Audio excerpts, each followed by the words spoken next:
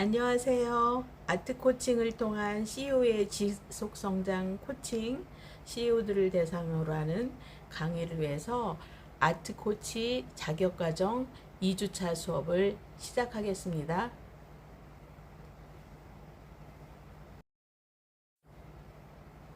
네, 저는 아트 코치 전영순 IGMI 글로벌 경영원의 대표 교수 코치입니다.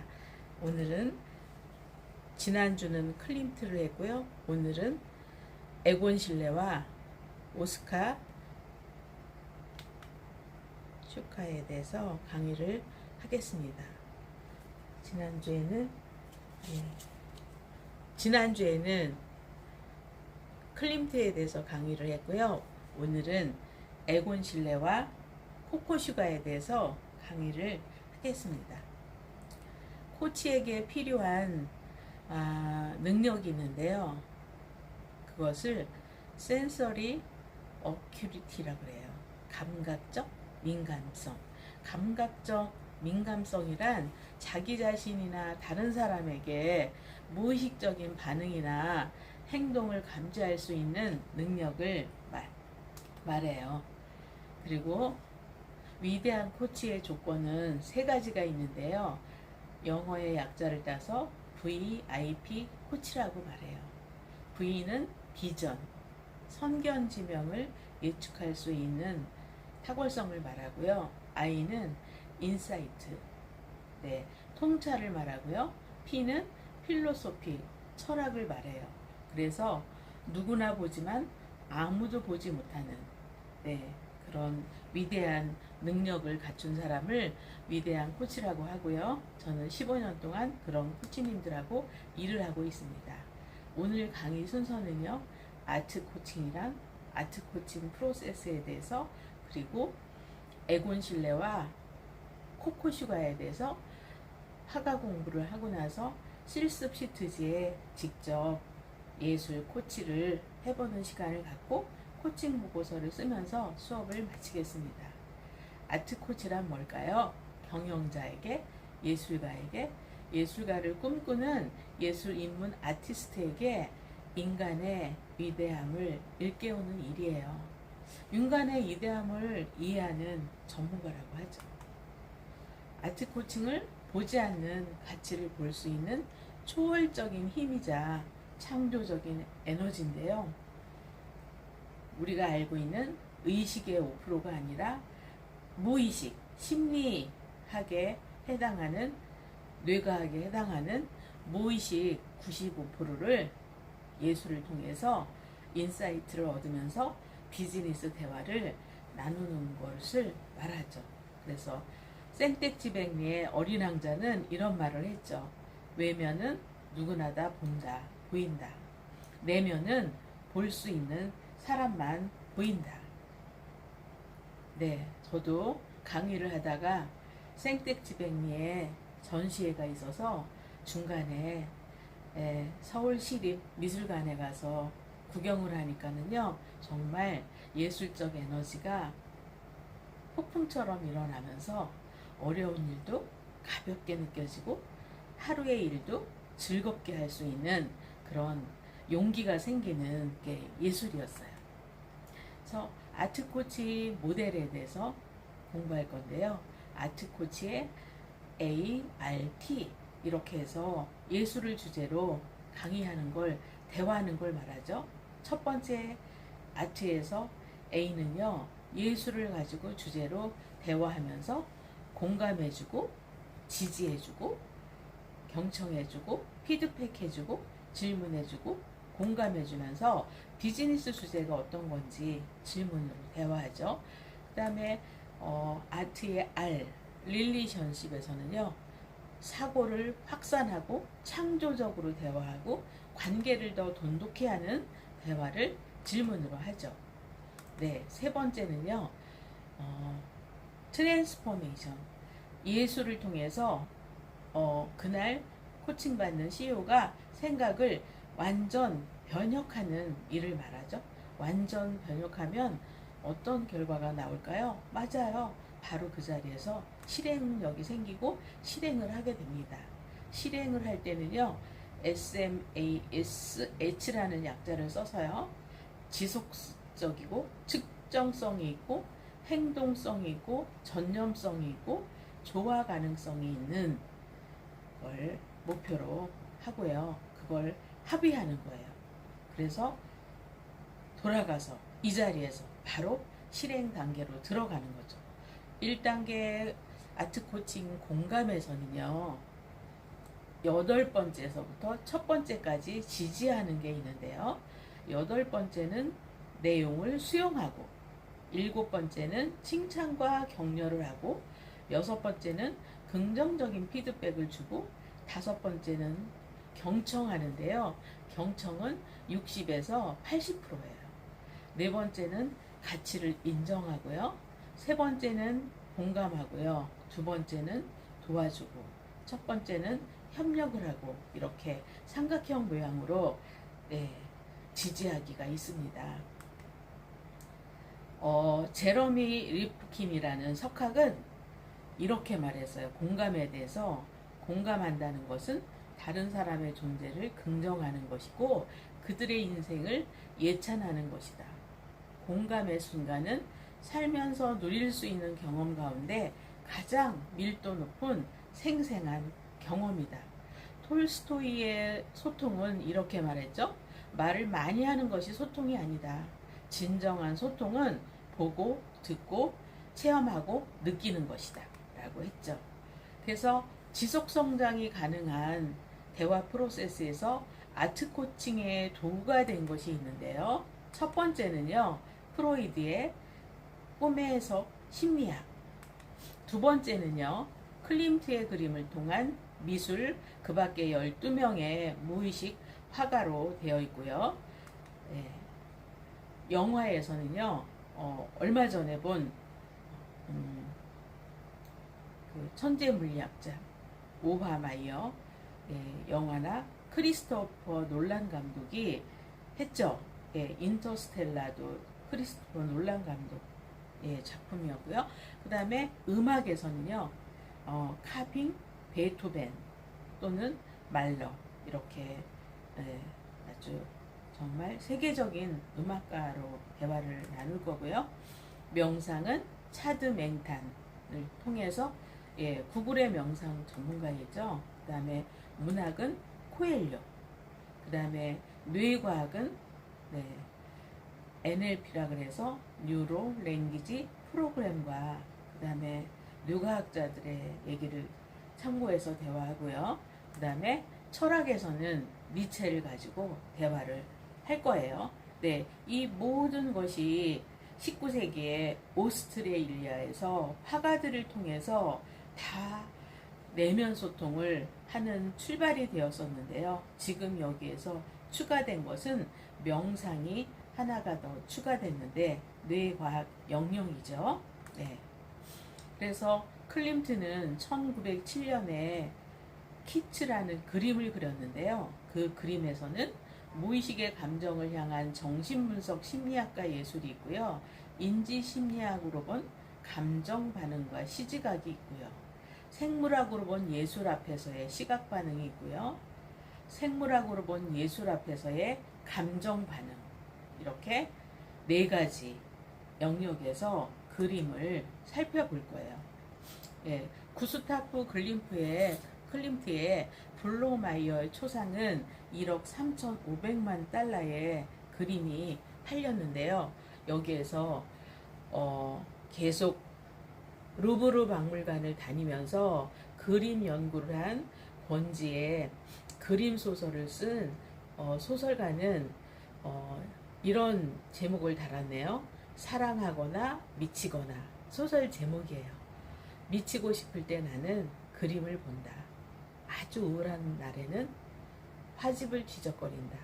화가들이 매혹당했던 생애 순간에 화폭에 영원히 살아남을 인물들과 사물, 자연, 그것들이 나를 유혹한다. 오래전에 화가의 육안에 비쳤던 그것들이 내 눈에 되살아나는 순간 나도 시공을 뛰어넘어 그들의 삶에 뛰어드는 것 같다. 지독히 사랑하거나 미치거나 하지 않으면 살아내기 힘들었을 그 예술가들의 삶. 모든 예술의 원천은 사랑과 광기로부터 뿜어나오는 열정이 아닐까? 미치지 않고 빠지지 않고 자기 존재를 거를 수 있는 일이 무엇이 있을까? 그림은 전염력이 강하다. 미치고 싶을 때 나는 그림을 본다. 이 글은 느낌이 어떠세요? 지금서부터는요, 에곤 실레에 대한 스토리를 알려드릴게요. 에곤 실레는 오스트리아에서 천재로 학교를 들어갔는데요. 아주 어렸을 때 모습이죠. 그런데 스승은 이렇게 말해요. 너무 혁신적인 에곤 실레를 보면서 자신의 제자라고 말하고 다니지 말라. 그래서 첫 번째 스승하고는 헤어지고요. 정말 세기에 이미 성공한 클림트가 에곤 실레를 품고 지원을 해주고 키워주죠. 그런데 그때 클림트가 했던 겸손한 언어는 이런 게 있네요. 너무 무서운 재능이다. 너는 나를 넘어섰다. 그러면서 19세기 말 오스트리아, 독일 미술가들이 전통 미술 아카데미로부터 이탈해서 미술가들의 조합이 된 분리파에 들어와서 함께 성장하는 도모를 하죠. 그러나 에곤 실레는 신예술가 그룹을 다시 세워서 미술가 조합을 해서 결성을 하죠. 그리고 이 세상에는 셀 수 없는 많은 훌륭한 사람과 앞으로 훌륭하게 될 사람들이 있죠. 이렇게 에곤 실레가 썼네요. 클림트는요, 인간의 내면을 미술을 통해서 전달을 하자. 그 한마디에, 클림트의 한마디에 에곤 실레는 압도됐죠. 이 회화의 진실에 에곤 실레의 자화상이 보이죠. 에곤 실레의 자화상이 지금 제가 입고 있는 이 에곤 실레 남방에 그려진 그림하고 같죠? 죽음에 대한 공포, 성에 대한 욕망, 인간의 실존, 하나같이 어렵고 무거운 주제를 그렸는데요. 옆에는 보면은 추기경과 수녀가 사랑하는 장면이 있는데 저기에 있는 빨간 색감 그리고 놀란 수녀의 눈빛, 이런 것들은 인간의 욕망에 대한 질문을 던져주는 그림이죠. 또 금발에 누워있는 여인에서는요, 미성년자 소녀를 모델로 그렸던 그림이죠. 나는 나의 예술과 내가 사랑하는 것들을 위해서 이 고독을 견딜 것이다. 이게 에곤 실레의 다짐이었는데요. 그러나 세간에 있는 분들의 인식으로는 너의 그림은 포르노다, 선정적이다. 그 질타가 있었고요. 그런 또 1차 세계대전이 피할 수 없는 전쟁이 일어나는데요. 그러면서도 포옹이라는 그림, 그 다음에 눈먼 어머니가 어두움 속에 어두운 느낌이죠. 그 다음에 옆에는 바로 가족의 그림인데요. 에곤 실레와 아내와 아이 그림이 있는데, 아내가 임신했다는 소식을 듣고 꽃다발을 사왔는데 그 꽃다발의 그림을 지우고 다시 태어날 아이를 표정까지 넣어서 표현한 그림이에요. 따뜻한 느낌이 오죠. 그리고 그림을 통해서 인간의 내면을 솔직하게 드러내고 싶다. 이게 에곤 실레가 그림을 그리는 존재의 이유였어요. 그래서 1913년에 그림으로 표현한 거룩한 가족은 에곤 실레와 아내와 아직 태어나지 않은 아내 뱃속에 있는 임신한 아이를 표현한 거고요. 1915년에 얽혀 누워있는 두 소녀가 있죠.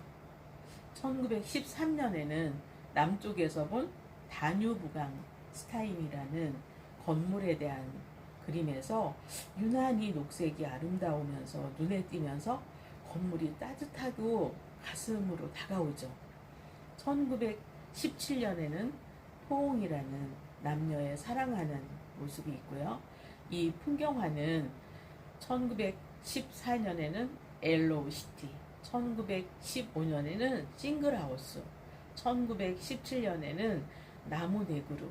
지금 여기에 있는 화폭에 담긴 듯한 이 세 개의 풍경화를 보면 느낌이 어떠세요? 따뜻하면서 어디선가 본 것 같은데, 이걸 디자인으로 바꿔서 색감을 표현하자면 너무 독특하게 도드라지고 개성이 표현되어 있어서 아무도 흉내낼 수 없는 그림 작품이구나 하는 느낌을 가지시지 않을까요? 에곤 실레는 영화가 나온 게 있는데요. 욕망이 그린 그림이라는 제목의 영화였어요. 제가 실제로 영화관에서 보고 그 영화에 후기도 달고 그렇게 열정적으로 에곤 실레를 사랑하고 따라다니면서 공부를 했는데요. 에곤 실레의 그림이 김기덕 감독 영화에 또 등장하죠. 주인공 여자가 잡지책에 있는 에곤 실레의 그림을 뜯어가는 그런 장면이 나오죠. 예. 그래서 4명의 뮤즈를 중심으로 욕망이 그린 그림의 영화는 출발을 하는데요. 에곤 실레 역에는 노아 자베드라, 오스트리아 배우인데요. 정말 느낌이 있으면서 멋지죠. 그 다음에 그 옆에는 모델, 첫 번째 뮤즈는 여동생이었어요. 두 번째 모델은 모두라고 하는데요. 유일하게 모델의 이름을 남긴 작품이고요. 세 번째 뮤즈는 빌라 노이지. 거기에 크림트가 소녀를 그리는 그림 속에 옆에서 지켜보고 있다 하는 말이 나왔네요. 자네가 보는 걸 나도 봤으면 좋겠구먼. 정말 대단한 존재에 대한 칭찬이죠. 청출 어람이기도 하지만 스승도 더 대단한 제자를 키우는 사랑이 느껴지는 그런 언어이네요. 그죠? 표현이고요. 에곤 실레는 그 동네에서 굉장히 방탕한 생활을 하고 있어서 동네 사람들이 쫓아내곤 했대요. 그런데 지금은 거기가 여행하는 명소로 되어서 그 동네 사람들을 먹여 살려주고 있는 여행지가 됐다는데요. 영화에서 그 장면이 정말 멋진 유럽의 한 씬으로 나왔어요. 그 다음에 예술가에게 뮤즈란 어떤 존재였을까요? 작품이 태어날 때마다 영감을 떠올리게 하는 대상을 뮤즈라고 하죠. 네 번째 뮤즈로 중산층 여성 에디트 하름스가 있는데요. 그 여인과의 사랑을 시작하기 전에 그린 그림이 세 번째 뮤즈 빌리 노이즐과 이별하기 전에 그린 죽음과 소녀예요. 이별하는 그 모습의 그 느낌, 표정, 몸짓 이런 것들이 다 표현이 되어 있죠. 그 다음에 두 번째 뮤즈 모아 1911년 그림 어떤가요? 붉은색과 청색, 그 다음에 상반신에 드러난 옷을 입지 않은 그 나신의 모습까지도 너무 아름다운 예술이 되어서 표현이 되어 있죠. 그래서 발리 노이즐 그 만남에서 그린 그림은요, 검정 스타킹을 신은 빌리 노이즐이에요. 1913년 작품이고요. 영화에서 이 그림 그리는 장면이 되게 자연스럽게 묘사가 되었죠. 그 다음에 에곤 실레는 100년 동안 사랑받는 화가인데요. 처음에는 그의 그림은 혐오스러운 포르노다. 이렇게 그 변혁에 대한 질타를 받았고요. 아동유괴 혐의와 성추행 혐의로 결국은 경찰서에 연행되어서 3주를 살고 나오는데요. 출소하고 나서 핍박받는 예술가로 인지도가 상승하기 시작했고 벽화를 비롯해서 그림이 끊임없이 주문이 들어왔는데요. 우와, 빨랫줄이 걸린 집들이라는 에곤 실레의 1914년 작품은요, 한화로 426억 정도 고가의 풍경화예요. 정말 100년 동안 사랑을 받으면서 그 작품 가격도 대단하죠. 그런데 그 작품을 가지고 있는 고객들이 바깥으로 그림을 전혀 내놓지를 않아서 다른 사람들은 그 실물의 그림을 볼 수가 없을 정도로 사랑받고 인기가 있대요. 예전 고전에서는 여성의 누드를 그렸거나 그랬을 때도 저렇게 무엇을 보고 그린 듯한 이런 그림으로 그렸다면 실내는 그런 전통적인 기준의 미를 반항하는 작품으로 사실적인 사람의 채모 뭐 이런 것까지 묘사를 한 독특한 화가이죠. 그래서 이렇게 표현하기도 해요. 에곤 실레는 그 모든 장치를 빼버린 것이다. 내가 너무 앞서가서 사람들은 충격과 공포에 휩싸일 것이다.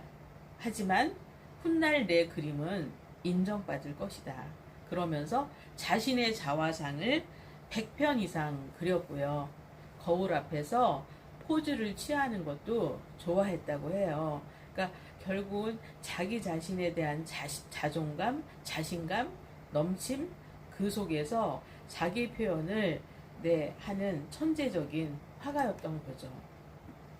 네. 에곤 실레 명언 1장 1집에는 이런 글이 있어요. 내 그림은 신전에 걸려야 한다. 전형성의 반기를 든 혁명가로 예술계에서는 표현이 됐고요. 클림트 그림하고 비교했을 때 약간은 닮은 듯 하면서도 더 색감이 선명하다고 해야 되나요? 네. 그리고 클림트를 만나고 나서 금색을 썼던 시기도 있었고요. 클림트가 사망하고 나서 8개월 후에 에곤 실레도 사망을 하죠. 스페인 독감으로요. 너무 안타까운데요. 클림트는 폐렴도 있었지만 뇌경색으로 투병 중에도 있었고요. 스페인 독감까지 3가지가 겹쳐서 사망을 하게 되죠. 그때 달려온 에곤 실레가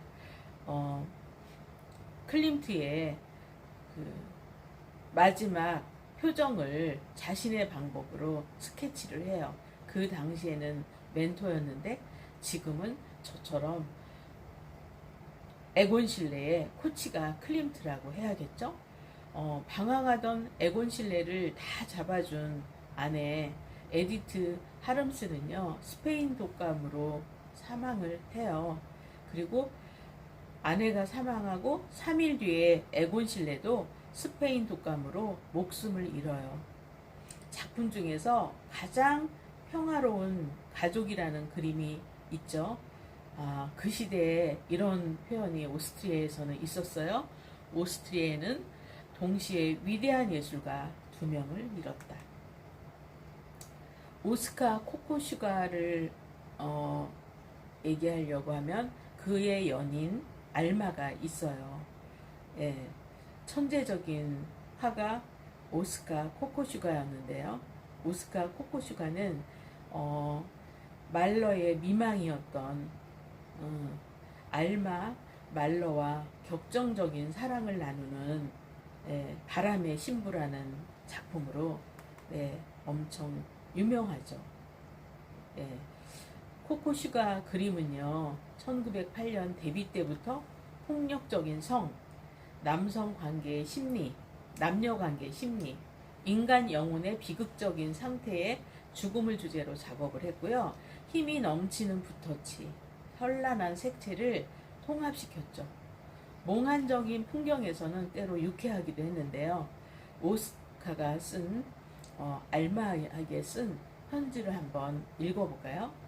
당신은 아직도 나의 길 들지 않는 야생 동물이요. 당신의 생일을 준비하는 친구들에게 덧없는 달력의 시간에 나를 묶어놓지 말라고 하오. 대신 시인을 찾아요. 그래서 우리가 함께 무엇을 했으며 서로에게 어떤 상처를 주었는지 후세에 우리들의 살아있는 사랑을 전할 수 있도록 그에게 이야기를 전해줘요. 우리가 서로에게 불어넣은 그 뜨거운 열정과 비교되는 사랑은 없었으니까.